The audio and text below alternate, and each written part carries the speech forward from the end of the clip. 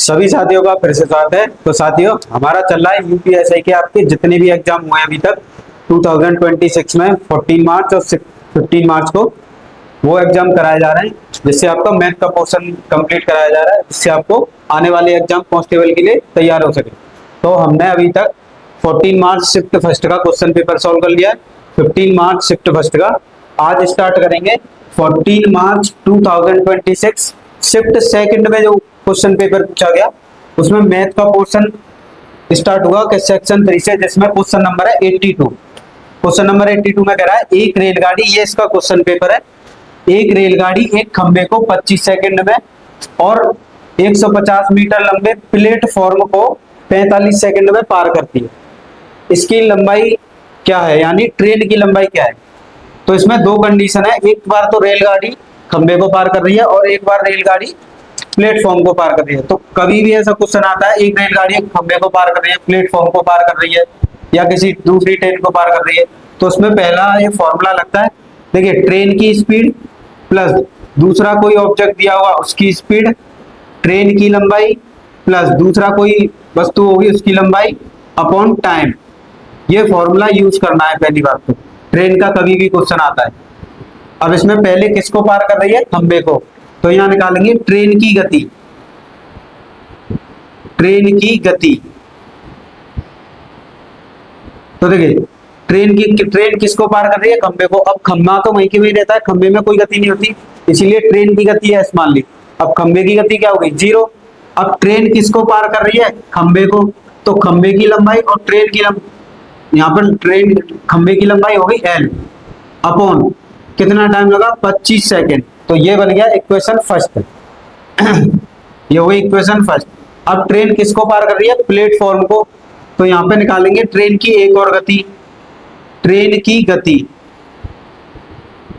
अब किसको पार कर रही है, प्लेटफॉर्म को, तो प्लेटफॉर्म को पार कर रही है, तो ट्रेन की गति तो मान ली S, प्लेटफॉर्म तो वहीं रहता है स्टेबल, इसीलिए प्लेटफॉर्म में कोई गति नहीं होती। अब यहाँ पे प्लेटफॉर्म की गति दी है प्लस ट्रेन की गति क्या है, ट्रेन की लंबाई, प्लेटफॉर्म की लंबाई प्लस किसकी लंबाई, ट्रेन की, अपॉन कितना टाइम लगा है, 45। तो यहाँ पर जो ट्रेन है एक बार खंबे को पार कर रही है, एक बार प्लेटफॉर्म के लिए, तो खंबे के लिए तो ये गति का समीकरण हो गया और प्लेटफॉर्म के लिए ये गति का समीकरण होगा। अब ये दोनों ही ट्रेन की गति है तो इन्हें रख देंगे बराबर। अब इन्हें बराबर रखेंगे तो यहाँ पर आएगा L/25, इसको इसके बराबर पुट कर देंगे, 150 प्लस L/45। देखिए 5 से कैंसिल करेंगे 5 टाइम, 5 से कैंसिल करेंगे 9 टाइम, 9 का इधर मल्टीप्लाई कर देंगे, ये हो जाएगा 9L, 5 का इन दोनों में मल्टीप्लाई हो जाएगा, देखिए इनमें मल्टीप्लाई है 75 0, यहाँ हो गया 750 प्लस 5L, L को एक साइड ले आएंगे तो 9L minus 5L equal to 750। अब 9 में से 5 जाएगा, कितना बचेगा, 4L इक्वल टू 750। 4 से इसे डिवाइड कर देंगे तो L इक्वल टू कितना आ जाएगा, देखिए 4 1 जा 4, 3 बचा 4 7 जा 20, 4 8 जा 32, 3 बचा 4 7 जा 28.45 जा 20। तो कितना आंसर आ गया, 187.5, यानी ऑप्शन सी। सिर्फ पॉइंट देखिए सारे ऑप्शन सेम है, 187, 187.2, 187.5, 187.8, इसीलिए पॉइंट में करेक्ट आंसर लेके आना है। तो इसका आंसर क्या होगा, ऑप्शन सी। ट्रेन का क्वेश्चन था, कभी भी खंबे को पार करती है ट्रेन, तो खंबे में की लेंथ और उसकी लंबाई, खंबे की लंबाई, तो वहां पर 0 होती है और गति भी 0 होती है। तो ट्रेन की गति, ट्रेन की लंबाई अपॉन टोटल टाइम। फिर किसको पार कर रही है, प्लेटफॉर्म, और प्लेटफॉर्म वहीं रहता है, उसमें कोई गति नहीं होती। तो ट्रेन की स्पीड, क्योंकि प्लेटफॉर्म की तो 0 हो गई, अब प्लेटफॉर्म की लंबाई प्लस ट्रेन की लंबाई, अब ये दोनों ट्रेन की गति है, इन दोनों को इक्वल कर दिया तो यहाँ से L कितना आ गया, 187.5। नेक्स्ट क्वेश्चन है, क्वेश्चन नंबर 83 है। दो संख्याओं का एलसीएम, दो संख्याओं का लासापा दिया और उनका एचसीएफ 8 दिया, दोनों संख्याओं का गुणनफल क्या होगा। देखो यहाँ पे सिंपल सा फॉर्मूला होता है, LCM into HCF equal to दो संख्याओं का गुणनफल, पहली संख्या गुणा दूसरी संख्या, ये पूछा गया है। तो एलसीएम कितना दिया है, 3584, एचसीएफ दिया है 8 इक्वल टू दो संख्याओं का गुणनफल। सिंपल फॉर्मूला बेस्ड है। इसका मल्टीप्लाई कर देंगे तो मल्टीप्लाई करेंगे 4 8 जा 32, 8 8 जा 64 और 67 6, ये 46 4 24 और ये 28, यानी 28,672। दो संख्याओं का गुणनफल क्या हो गया? Option D. सिंपल सा फॉर्मूला होता है, एलसीएम दिया है, एचसीएफ दिया है, दो संख्याओं का गुणनफल पूछा है तो LCM into HCF equal to दो संख्याओं का गुणनफल, इनका मल्टीप्लाई कर दिया, आंसर आ गया ऑप्शन डी।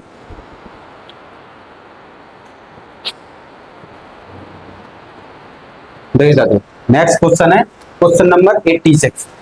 एक छात्र द्वारा 5 विषयों में प्राप्त अंक 72, 68, 75, 80, 65 है, तो औसत अंक ज्ञात कीजिए। औसत पूछा गया है। औसत का फॉर्मूला क्या होता है? सभी संख्याओं का योग, जो भी आपको संख्या दी है सभी संख्याओं का योग और डिवाइड में होती है संख्या, ये होता है औसत अंक, औसत का फॉर्मूला। अब सभी संख्याएं कितनी दी है? देखिए संख्या दी है 72 प्लस 68 प्लस 75 प्लस 80 प्लस 65 और डिवाइड में ये कितनी संख्या है उससे डिवाइड कर देना। अब इन्हें प्लस करना है। देखिए 70 में 60 ऐड करेंगे तो 130, ये 140, 140 में 70 प्लस करेंगे तो कितना आएगा? देखिए 80 प्लस कर दें तो 220, 70 प्लस करेंगे 290, 5 और 5 10, 300 और यहाँ पे 60 बचेगा तो ये होगा 360, यानी इनको प्लस करके 360 आएगा। 5 से डिवाइड कर देंगे तो ये कितना? 5 7 जा 35, 5 2 जा 10, तो क्वेश्चन का आंसर कितना होगा? 72, यानी 5 संख्याओं का औसत कितना हो गया? 72। ये आपके यूपीएसआई 14 मार्च 2026 सिर्फ सेकंड का पेपर है। Question number 86। क्वेश्चन नंबर 88, यदि 15 का स्क्वायर इक्वल टू 225 है तो रूट में 22.5 प्लस 2.25 प्लस 25 का संयुक्त मान ज्ञात कीजिए, यानी आपको इसकी करेक्ट वैल्यू बतानी है। देखिए ये दिया है 15 का स्क्वायर, इस पे से स्क्वायर हटाएंगे तो सामने वाले पे आ जाता है स्क्वायर रूट यानी वर्गमूल। इसका मतलब यह है 225 किसका वर्गमूल होता है? 15 का। अब यहाँ पे देखिए ये तो रूट में नहीं है तो ये तो डायरेक्ट आ गया 15, 25। आपको यहाँ दिया 2.25, तो थोड़ी देर के लिए पॉइंट को भूल जाइए। ये दिया आपको 225 यानी 225, तो ये किसका स्क्वायर रूट है? 15 का। अब अंदर देखिए, अगर वर्गमूल में अंदर दो अंक बाद पॉइंट है, दशमलव है, तो बाहर एक आधे नंबर बाद दशमलव लगा दिए, यानी 1 नंबर बाद। अगर स्क्वायर रूट यानी वर्गमूल में अंदर 4 नंबर बाद पॉइंट है तो बाहर 2 नंबर बाद पॉइंट आएगा। अब यहाँ पे देखिए 22.5, अब यहाँ पर पॉइंट 1 नंबर बाद है, तो इसे कैसे सॉल्व करें? मेन इसमें इसे ही सॉल्व करना है। पॉइंट में आंसर नहीं है, कोई दिक्कत नहीं है। अगर आपको भाग विधि आती है तो सीधा इसे लिखना है। अब देखिए 5 5 जा 25 तो ज्यादा हो जाएगा, तो 4 4 जा 16, कितना बचेगा यहाँ से? 7। पॉइंट का पॉइंट लगा देंगे, 5 लेके आएंगे। अब क्या करते हैं 4 में 4 ऐड करेंगे, कितना हो जाएगा? 8। बस पॉइंट में आंसर नहीं है तो इसे ऐसे लिख दे, मतलब इसकी वैल्यू हो गई 4। अब इनको प्लस करेंगे तो प्लस करने पे कितना आएगा? देखिए इनको प्लस किया 6 और 6 में 25 ऐड किया तो 31.5, ये इसका आंसर है करेक्ट। तो इसका आंसर कितना हो गया? 31। तो आपको ये भाग विधि से सॉल्व कर लेना है, सिर्फ एक डिजिट तक यानी एक अंक तक ही सॉल्व करना है और आंसर आ गया।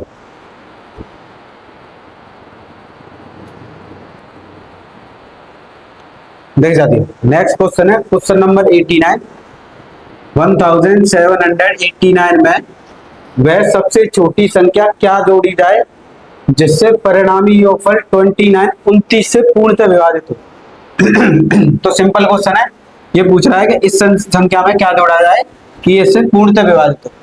तो सिंपल कुछ नहीं करना है, जो संख्या पूर्णतः विभाजित करने की कह रहा है उसे डिवाइड करके देख लीजिए। अब 29 से डिवाइड करेंगे, देखिए 29 का अगर 6 बार टेबल पढ़ेंगे तो यहाँ पर कितना आएगा? 4 7 1, इसमें से माइनस करेंगे 4 आएगा, 9 को नीचे लेके आएंगे। अब 1 बार पढ़ेंगे तो 29, कितना रिमाइंडर बचा? 20। अब देखिए शेषफल कितना बचा? 20। अब 20 ऑप्शन में है नहीं, तो या तो इस 20 को 29 बना लीजिए, तो 20 में कितना प्लस करेंगे ये 29 बन जाए, क्योंकि डिवाइड किससे हो रहा है 29 से, तो 9 प्लस करें कितना 9, तो ये 29 बन जाएगा, फिर ये डिवाइड हो जाएगा। तो ऑप्शन क्या हो गया, ऑप्शन बी, यानी 9 प्लस करते हैं तो 9 प्लस करने पर ये संख्या पूर्णतः विभाजित हो जाएगी। नेक्स्ट क्वेश्चन है 91, यदि a अनुपात b 6 अनुपात 8 दिया है तो a क्यू अनुपात b क्यू का अनुपात क्या होगा। देखिए ये दिया है a अपॉन b, लिख सकते हैं इसे 6 अपॉन 8, ये दोनों कैंसिल हो रहे हैं 2 से ये 3 टाइम कैंसिल हो गया, 2 से ये 4 टाइम। अब यहाँ पे ये पूछा है 3 का क्यू कितना और 4 का क्यू, इनका अनुपात पूछा है, तो 3 का अगर क्यू करते हैं यानी 3 का 3 बार मल्टीप्लाई, 3 इंटू 3 इंटू 3 तो कितना हो गया 27, 4 का 3 बार मल्टीप्लाई करते हैं तो कितना आ जाता है 64। तो सिंपल सा क्वेश्चन था, इसका आंसर क्या होगा ऑप्शन सी, ये आपके यूपीएसआई का।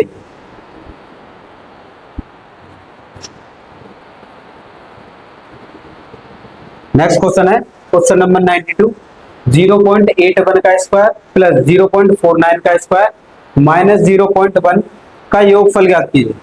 तो ये स्क्वायर है, अगर आपको स्क्वायर या स्क्वायर की कोई ट्रिक वगैरह आती है तो आप इसे इजीली कर सकते हैं। मैंने आपको स्क्वायर की कंप्लीट क्लासेस करा रखी है। देखिए 81 का स्क्वायर करना है, कुछ नहीं करना आपको, ये एक अंक है, इसका स्क्वायर इसके नीचे लिख दीजिए, कितना हो गया 64। 1 का स्क्वायर इसके नीचे लिख दीजिए 0.1, 1 का लिखा जाता है 1 नहीं लिखते 0.1, क्योंकि स्क्वायर को 2 डिजिट में लिखा जाता है, नहीं 2 अंकों में। अब जितने भी ऊपर नंबर दिख रहे हैं उनका मल्टीप्लाई कर दिए, 8 है 1 है 2, 8 बन जा 8, 8 2 जा 16, कितना आया 16। एक अंक को छोड़ के जो भी आया उसे यहाँ लिख दीजिए। अब इन्हें प्लस कर दीजिए, तो ये हो गया 1 6, इसे प्लस करेंगे 5, ये हो गया 6। तो 81 का स्क्वायर कितना हुआ 6561, 6561। अब देखिए यहाँ पर 2 अंकों बाद पॉइंट है, स्क्वायर करेंगे तो उसका डबल नंबर बाद पॉइंट लगा दिए, यानी 4 अंकों बाद। फिर 49 का स्क्वायर करना है, तो मैंने अभी क्या बताया कैसे करना है। 49 का तो कई तरह से कर सकते हैं। 49 का स्क्वायर करना है तो बेस वैल्यू 25 लीजिए 25 से ये बेस वैल्यू 50 लेनी है, यानी 25। अब 50 से ये कितना कम है 1, तो उतना ही इसमें से माइनस कर दीजिए, तो कितना बचा 24। जितना माइनस किया उसी का स्क्वायर कर दी। अगर 50 के पास कोई वैल्यू है 41 42 43 44, तो उसके लिए बेस 25 मानना है, यानी कि 25। अब 50 से ये कितना कम है 1, तो उतना ही 25 में से माइनस कर देना। अगर 2 कम होता तो 2 माइनस कर देते 25 में, तो 24 01, जो माइनस किया था उसी का स्क्वायर लिख देना। ऐसे कर लीजिए, नहीं तो इस मेथड से कर लीजिए। यह भी जो 81 का किया था तो 49 का स्क्वायर करना है, तो देखो 4 का स्क्वायर 16, 9 का स्क्वायर कितना होता है 81, इनका स्क्वायर इनके नीचे लिख दीजिए।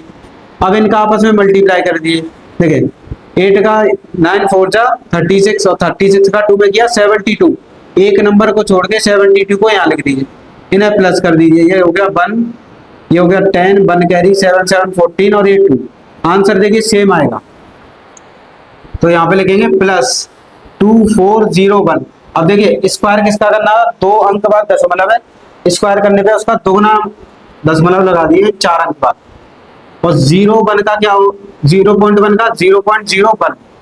अब इन्हें पहले इन्हें प्लस कर लीजिए, तो ये हो गया, देखिए इनको प्लस करेंगे 1 और 1 2, ये 6 5 और 4 9 और ये 8, उसमें से माइनस कर देंगे 0.01, तो कितना बचेगा 1 6 9 8, ये इसका आंसर हो गया।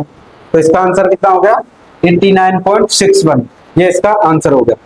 इसका ऑप्शन नहीं लिया है, तो यहाँ से माइनस करेंगे, ठीक है, इनको अगर प्लस करेंगे तो ये 2, ये 6 5 और ये 9 और 2 और ये 8, माइनस करना है 0.01, तो 2 में से अच्छा ये माइनस में गलती होगी, ठीक है, इसे माइनस करेंगे तो माइनस करने में गलती हो जाती है, इसे माइनस करना है 8962 से।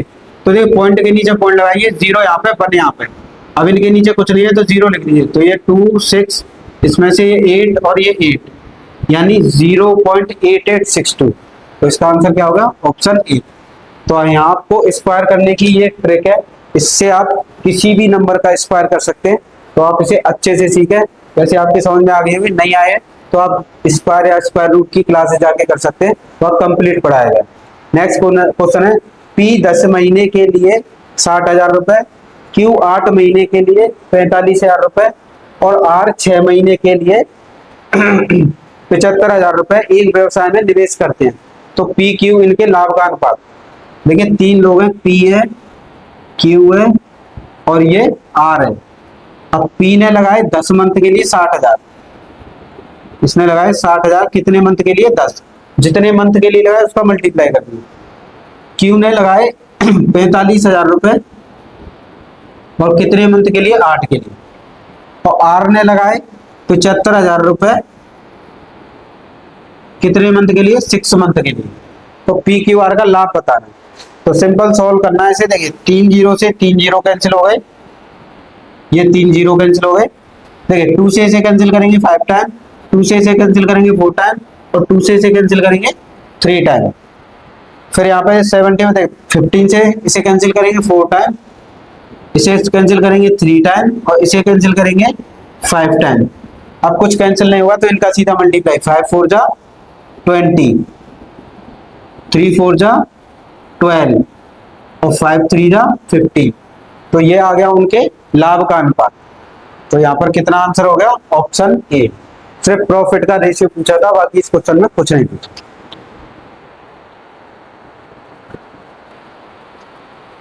देख सकते। नेक्स्ट क्वेश्चन है क्वेश्चन नंबर 96। एक दुकानदार एक ब्लेड को 25% लाभ पर 1,000 रुपए में और दूसरे ब्लेड को 20% हानि पर 1,200 रुपए में बेचता है। यानी कि 25% लाभ का मतलब इसे भिन्न में चेंज कर लेंगे, 25% को भिन्न में चेंज करेंगे तो 1/4। देखिए ये 4 हो गया पहले का कॉस्ट प्राइस, और लाभ में बेचा है तो सेलिंग प्राइस 4 में एक ऐड कर देंगे तो कितना हो जाएगा 5। अब यहाँ पे पहले की जो सेलिंग प्राइस है वो रुपए में दे रखी है 1,000 रुपए, यानी 5 इकाई की मान कितना है 1,000। तो यहाँ से इससे डिवाइड करेंगे तो एक इकाई का मान कितना आ जाएगा 200 रुपए। अब इससे निकाल लेंगे कॉस्ट प्राइस, एक का मल्टीप्लाई 4 से कर देंगे तो कितना हो जाएगा 800। यानी कि पहले वाले सामान की क्रय मूल्य कॉस्ट प्राइस कितनी आ गई 800 रुपीज और सेलिंग प्राइस आपको दे रखी है 1,000 रुपए। अब नेक्स्ट सेम ऐसे ही करेंगे दूसरे के लिए। दूसरे में प्रॉफिट कितने का हो रहा है 20%, 20% को भिन्न में चेंज करेंगे यानी 1/5। तो यहाँ से सीपी और एसपी, देखिए कॉस्ट प्राइस 5 है तो सेलिंग प्राइस इसमें एक जोड़ देंगे क्योंकि प्रॉफिट हो रहा है तो कितनी हो गई 6। अब 6 इकाई का मान दे रखा है 1,200 रुपए में, यहाँ से एक इकाई का मान निकालेंगे तो कितना आ जाएगा 200 रुपए। अब 2 का इससे मल्टीप्लाई कर देंगे 5 से 200 का, तो यहाँ से कितना आ जाएगा 1,000 रुपए कॉस्ट प्राइस आ जाएगी दूसरे की। पहले वाले की कीमत कितनी थी 800 रुपए, बेची कितने में 1,000 रुपए में, और दूसरे वाले की कीमत कितनी थी 1,000 रुपए और बेची कितने में 1,200 रुपए में। अब यहाँ से दोनों की कॉस्ट प्राइस निकाल देंगे टोटल। तो पहले वाले की कॉस्ट प्राइस दूसरे वाले की कॉस्ट प्राइस, पहले वाले की कितनी थी 800 और दूसरे वाले की कॉस्ट प्राइस कितनी आई 1,000। इनको प्लस करेंगे तो कितना हो जाएगा 1,800। इनकी सेलिंग प्राइस निकाल लेंगे टोटल, यानी पहले वाले की और दूसरे वाले की। तो पहले वाले की कितनी थी सेलिंग प्राइस, कितने में बेच रहे थे 1,000 में, और दूसरे वाले की सेलिंग प्राइस कितनी थी 1,200। इनको प्लस करेंगे तो 2,200। अब यहाँ से देखिए टोटल कॉस्ट प्राइस कितनी आई 1,800 और सेलिंग प्राइस कितनी आई 2,200। तो कितने का प्रॉफिट हो गया, इसमें से इसको माइनस कर देंगे यानी 400 का प्रॉफिट हो गया किस पर 1,800 पर। मल्टीप्लाई कितना हो जाएगा 100। अब इसे सॉल्व करेंगे, इसे सॉल्व करेंगे तो आंसर आएगा 4.35%। ये हो गया क्वेश्चन का आंसर। यानी कि पहले की हमें प्रॉफिट दे रखा था तो यहाँ से सीपी आ गया था 4 और एसपी आ गया था 5, उसकी सेलिंग प्राइस दे रखी थी 200। 200 का इससे मल्टीप्लाई किया कितना हो गया 800, यानी कॉस्ट प्राइस पहले की कितनी आ गई 800। सेम ऐसे इसमें 20% का प्रॉफिट हुआ तो 1/5, यानी सीपी 5 है, इसमें एक जोड़ा एसपी, एसपी की वैल्यू दे रखी थी कितनी 1200, इससे डिवाइड किया 200, 200 का इसमें मल्टीप्लाई किया 1000। अब 1000 और 800 कितना हो गया 1,800। ये हो गई टोटल कॉस्ट प्राइस। पहले की सेलिंग प्राइस 1000, दूसरे की सेलिंग प्राइस 1200, इनको ऐड किया 22। अब कितने का प्रॉफिट होगा? 400 का। किस पे? कॉस्ट प्राइस पर। इसे सोल्व करेंगे तो कितना आ जाएगा? 4.35। नेक्स्ट क्वेश्चन है, अगर इसको 12 से भाग दे तो शेषफल क्या होगा? तो 12 से सिंपली डिवाइड दे देना, तो होगा 22807। 12 से डिवाइड करेंगे तो 12 बन जाए, ये हो जाएगा 12, 10 बचेगा, 8 नीचे लेके आएंगे, 12 9 जा 108। अब यहाँ पे कितना बचा? 07। तो यहाँ पे शेषफल कितना बच गया? 7। तो जो शेषफल बच गया वो इस क्वेश्चन का क्या हो जाएगा? आंसर। यानी इस क्वेश्चन का आंसर क्या होगा? Option B.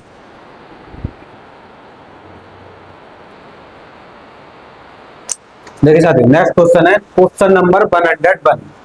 क्वेश्चन दिया है root 15 is equal to, root 15 की वैल्यू दी है 3.87, रूट 150 की वैल्यू दी है 12.24 दिया जाता है। तो रूट 15 प्लस रूट में 1500 प्लस रूट में 0.015 का मान ज्ञात कीजिए।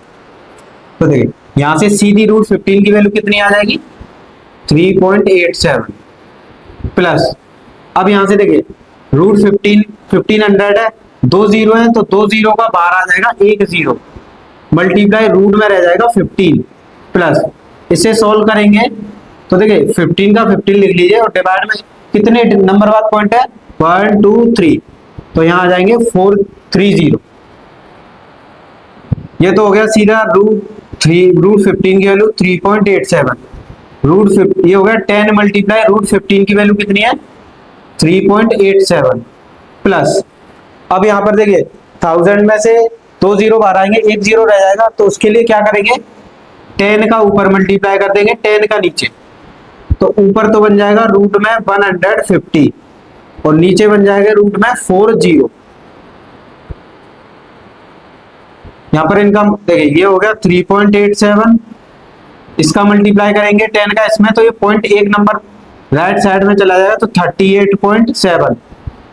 रूट 150 की वैल्यू दे रखी है कितनी है? 12.24 डिवाइड, यहाँ पर रूट में कितने जीरो है? 4 जीरो है, तो जितने जीरो है उसके आधे बाहर लिख देने, यानी कि 100। इन्हें आपस में प्लस करेंगे, देखिए 3.87 को 38.7 में प्लस करेंगे तो प्लस करने पे आएगा, देखिए यहाँ पर इनको प्लस करेंगे तो 7 का 7, अब 8 में 7 ऐड करेंगे तो 15, 1 कैरी यहाँ पर आएगा तो ये 12 और 1 कैरी यहाँ पर आएगा 4, यहाँ पर आ जाएगा 1 डिजिट 2 डिजिट बाद पॉइंट, यानी 42.57। 100 से इसमें डिवाइड देंगे तो ये आ जाएगा 0.1224। 100 से बाहर आएंगे तो ये पॉइंट इधर आ जाएगा। अब इनको प्लस कर देंगे तो प्लस करने पे आएगा 249642, यानी अप्रोक्स कितना आ जाएगा? 43। तो इसकी वैल्यू कितनी हो गई? ऑप्शन सी।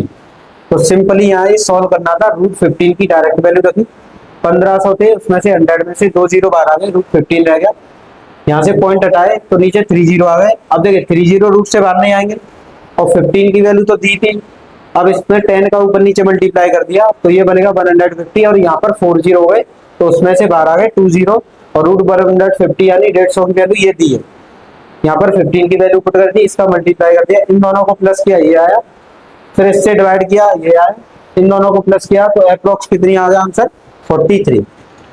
नेक्स्ट क्वेश्चन दिया है मीन आन है 4% प्रति वर्ष की साधारण ब्याज दर पर 40,000 रुपए उधार दिए। देखिए जो पैसे उधार दिए जाते हैं उसे बोला जाता है मूलधन, यानी प्रिंसिपल, जिसे पी से लिखा जाता है, यानी 40,000 रुपए हो गया मूलधन।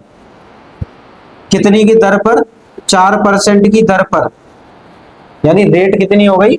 4%। कुछ वर्ष बाद, अब ये नहीं पता है कितने वर्ष बाद, यानी समय पूछा गया है, उसे कुल 50,000 रुपए प्राप्त हुए, और जो प्राप्त होते हैं वो मूलधन और ब्याज दोनों मिलकर प्राप्त होते हैं, तो उसे बोला जाता है मिश्र धन, यानी अमाउंट। तो अमाउंट का फॉर्मूला होता है प्रिंसिपल प्लस ब्याज। अब कितने रुपए लौटाए हैं? 50,000 रुपए, और कितने रुपए लिए थे? 40,000 रुपए। यहां से निकाल लेंगे ब्याज, इसको इधर लेके आएंगे तो 50 में से 40 गए तो कितने बचे? 10,000 रुपए। यानी ब्याज कितनी हो गई 10,000 रुपए। अब साधारण ब्याज का फॉर्मूला होता है प्रिंसिपल यानी मूलधन, आर यानी दर, टी यानी समय, डिवाइड में 100। कितनी ब्याज हो गई 10,000 रुपए। प्रिंसिपल कितना था, मूलधन 40,000 रुपए, दर कितनी थी 4%, यहां से निकाल लेंगे समय। देखिए ऊपर वाले नंबर को बराबर में ऊपर वाले से कैंसिल कर सकते हैं, तो 40 से 40 कैंसिल हो गए, 4 से 100 को कैंसिल किया 25। अब 25 को इधर ले आएंगे, ये 4 आ जाएगा डिवाइड में, तो t इक्वल टू हो जाएगा 25/4। 4 से इसमें डिवाइड करेंगे तो 6.25 ईयर, यानी वर्ष कितने लगेंगे 6.25 वर्ष। तो इस क्वेश्चन का आंसर हो गया ऑप्शन ए। सिंपल सा क्वेश्चन था, आपको मूलधन दिया था, मिश्र धन दिया था, तो मिश्र धन में से मूलधन माइनस कर दिया तो ब्याज आ गया, ब्याज का फॉर्मूला लगा दिया तो समय आ गया। आपका क्वेश्चन नंबर ये 102 है।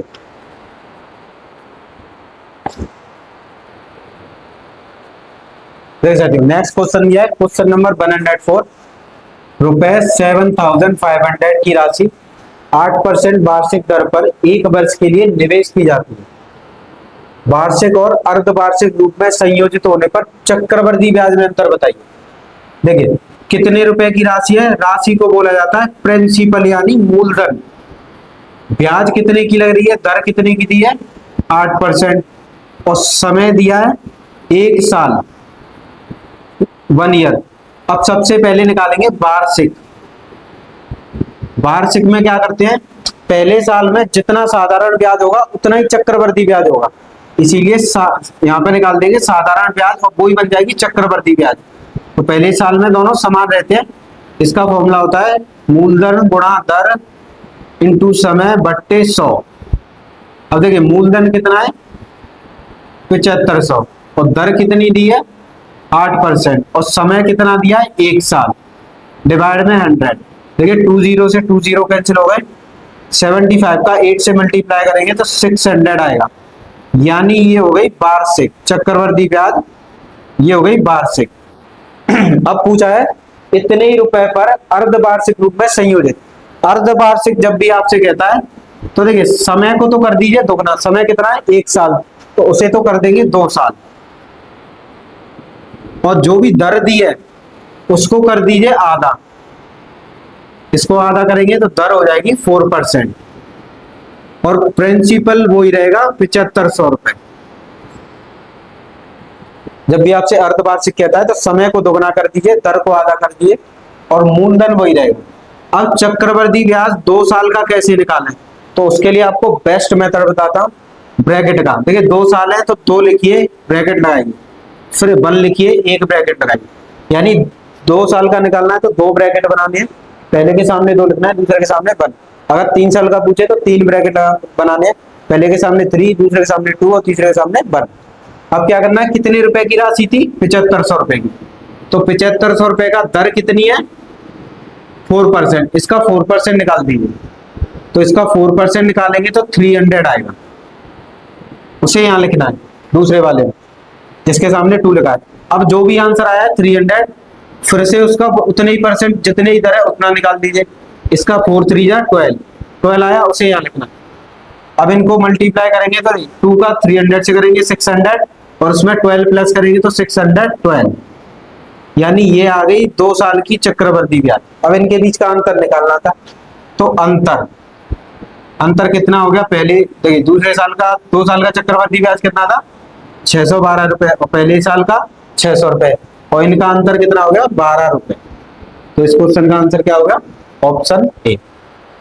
तो पहले साल का चक्रवृद्धि ब्याज और साधारण ब्याज समान रहता है, इसलिए साधारण ब्याज का फॉर्मूला लगाया 600 रुपए आ गए। दूसरे फिर 2 साल का चक्रवृद्धि ब्याज निकालने तो ऐसे ब्रैकेट बनाने, दर को आधा करना है, समय को दोगुना करना है।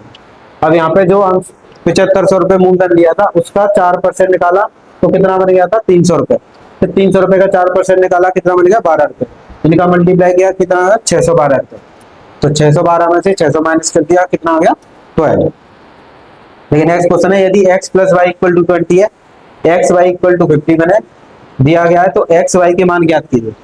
इस क्वेश्चन को आप वैसे भी बाय ऑप्शन भी कर सकते हैं, ऐसे भी कर सकते हैं। ऐसे दो नंबर सोचिए, जिसे प्लस करने पे तो 20 आए और गुणा करने पे 51। तो अगर x को 17 लेते हैं, y को 3 लेते हैं, तो ये कितना बन जाएगा 20, और इनका मल्टीप्लाई करते हैं तो कितना आएगा आंसर 51। यानी x की वैल्यू कितनी हो गई 17 और y की वैल्यू कितनी हो गई 3। अगर इन दोनों कंडीशन में सेटिस्फाई कर गया तो आंसर क्या हो गया ऑप्शन डी। ये आपके यूपीएसआई में ही पूछा गया।